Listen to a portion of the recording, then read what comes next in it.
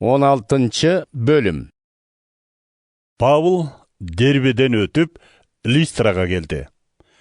Ал жерде Исанын Тиметей аттуу шакирти бар болчу. Анын энеси Исага ишенген еврей, ал эми атасы болсо грек эле.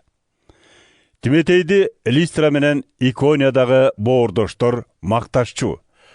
Аны Павыл өзү менен сапарга кошуп алгысы келип, ошол жердеги иудейлерге еврей экенин билгизүү үчүн сүннөткө олтургузду. Анткени алар анын атасынын грек экенин билишчү. Алар шаардан шаарга кыдырып, Иерусалимдеги элчилер менен жыйын жетекчилеринин чечимдерин сактоону айтышты. Ошентип, ишенүүчүлөрдүн жыйындары ишенимден кубат алып, күн сайын саны арбып жатты. Ыйык рух Асияда сөз айтууга тыюу салгандыгынан улам, алар Фригия менен Галатия аймактарын аралап, сапарын улантышты. Мусия аймагынын чек арасына жакындашканда, Битинияга барууга ниеттеништи. Бирок Исанын руху уруксаат бербеди. Ошондуктан Мусияны аралап өтүп, Троаска түшүп келишти. Ошол жерден түн ичинде Павыл аян көрдү. Анда бир македониялык киши Македонияга өтүп келип, бизге жардам бере көр, деп Павылга жалбарды. Павыл көргөн аяндан кийин Кудай бизди Македонияга жакшы кабар таратууга чакырып жатат деген жыйынтыкка келип, дароо эле ошол жака бет алдык. Троас шаарынан кемеге түшүп, биз түп-түз Сематерек тарапка багыт алдык да, эртеси күнү Неаполь шаарына жеттик. Андан Филиппияга жөнөдүк. Филиппия Македония аймагына киргендеги биринчи шаар жана Рим империясынын колониясы. Бул шаарда биз бир нече күн туруп калдык. Биз демалыш күнү шаардын сыртында иудейлер сыйына турган жер бар болуш керек деп ойлоп, дарыянын жиегине бардык. Олтуруп алып, ал жерге келген бир нече аял менен сүйлөшө баштадык. Алардын арасында Тиатира шаарынан келген Кудайга ишенген Лидия аттуу бир аял бар эле. Ал кооз кырмызы кездеме сатчу. Эгебиз анын жүрөгүн жибитип, Павылдын айткандарына назар салдырды. Ал үй ичи менен бирге сууга чөмүлдүрүү расмисинен өткөн соң, бизди конокко чакырды. Эгер мени эгебизге ишенди деп эсептесеңер, анда үйүмө кирип, мейман болуп кеткиле, деп өтүнүп атып, бизди калууга көндүрдү. Бир күнү сыйына турган жайга баратканыбызда, алдыбыздан көзү ачык бир кыз тосуп чыкты. Бул малай кыз көзү ачыктыгы менен кожоюндарына көп киреше түшүрчү экен. Ал биздин аркабыздан калбай: "Булар Кудай Тааланын кызматчылары, силерге күнөөдөн кутулуу жолун көргөзөт", деп кыйкырып ээрчип алды. Ал мунусун көп күндөр бою кайталай берди. Ошондо Павылдын ачуусу келип, кызды кыйкырткан жинге кайрылып: Ыйса Машаяктын атынан буйрук кылам, бул кыздан чык, деди.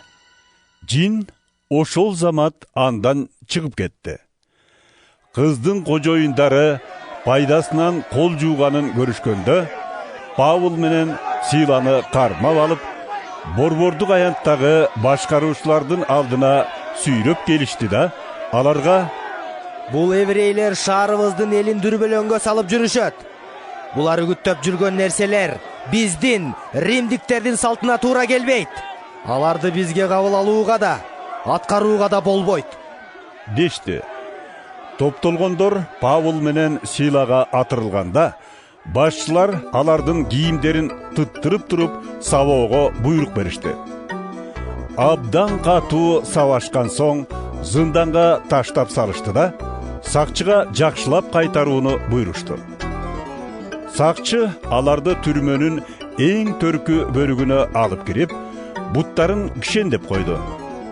Түн ортосу ченде Паул менен Сила сыйынып, Кудайды даңктап, ырдай башташты. Түрмөдөгүлөр болсо, аларга кулак салышты. Бир убакта жер абдан катуу титиреп, түрмөнүн пайдубалы термеле түштү. Ошондо бардык эшиктер ачылып, бүт байлоолору чечилип кетти. Сакчы ойгонуп кетип, эшиктердин ачылып калганын көрдү. Ал түрмөдөгүлөр качып кетишиптир деп ойлоду да, канжарын сууруп алып, өзүн өлтүргөнү жатканда Павыл ага «Эй, токто, биз мындабыз!» деп кыйкырып жиберди.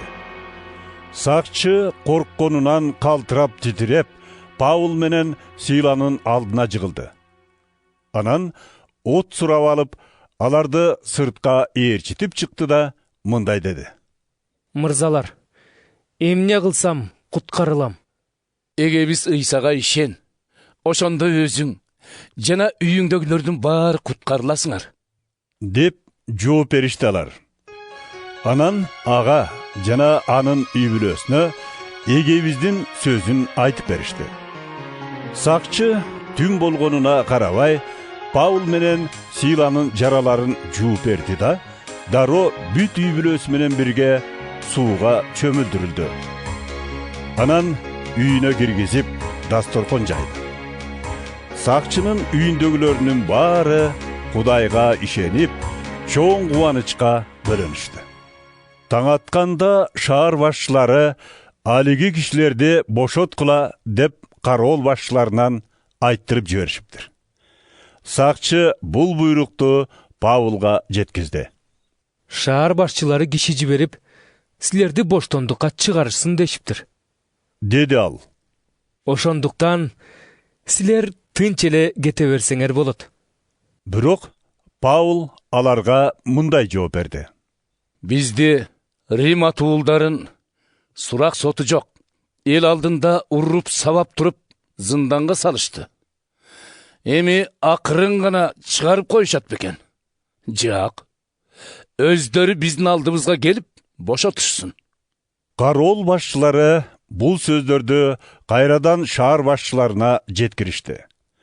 Паул менен Силанын Рим атуулдары экенин укканда, алар коркуп кетишти да, келип кечирим сурашты.